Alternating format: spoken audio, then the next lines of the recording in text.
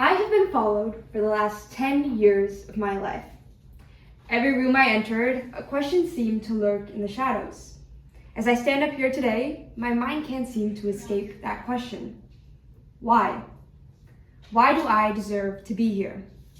I've lived a fairly privileged life, a life that can be mathematically modeled as algorithmic. I've never had to choose between getting an education or fending for my family. I've always had a roof over my head, and I'd never have to ponder where my next meal would come from. So why?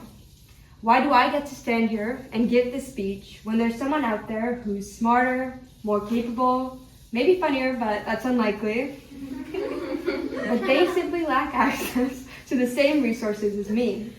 While I get to complain about having to go to school, or my FFI alumni yelling at me to be up by 6 in the morning, which I think we can all agree is way too early, millions of people around the world don't have access to the basic necessities.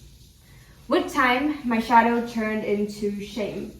Everything I accomplished, I asked, why? Why do I deserve this? I'm not the smartest, I'm not the most worthy, I just seem to have won the lottery of life.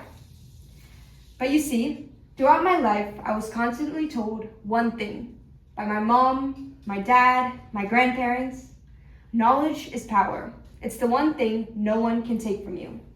And I kept those words close to my heart because it came from the people I admired the most.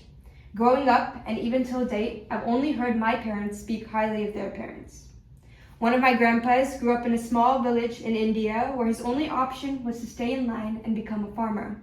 But he decided to step out of that line. He decided to pursue his dream of becoming a lawyer. He spent his days working and his nights studying under the streetlights. His legacy was one of grit and tenacity. My other grandpa was an honest man who was beyond selfless. He worked extremely hard to single-handedly support his entire extended family. He never spent a dime on himself so he could fund his kids' education. He left a legacy of sacrifice and selflessness. One of my grandmas wasn't allowed to get an education past middle school. She often remained quiet because she felt like her opinions didn't matter, so she made sure I never had to feel that way. She left behind a legacy of transcendence and patience. My other grandma was never allowed to work. I remember her telling me how she wishes she had just one chance to get a job and how she could have changed the world.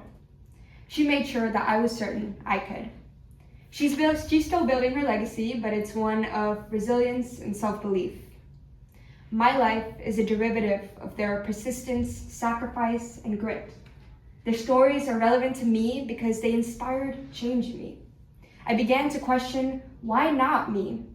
I am capable. I am smart. I am hardworking. And most of all, I have privileges I can use to make the world a better place. That positivity culminated into me starting an initiative that packs meals for people all over the world.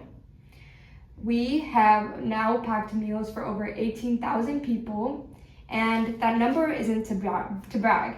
It's to show you that your potential is endless. Your success is limitless, you are boundless, and most of all, you're worthy.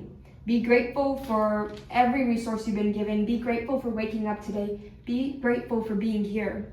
You are 1 in a billion. You are special, and you deserve to be here. Thank you.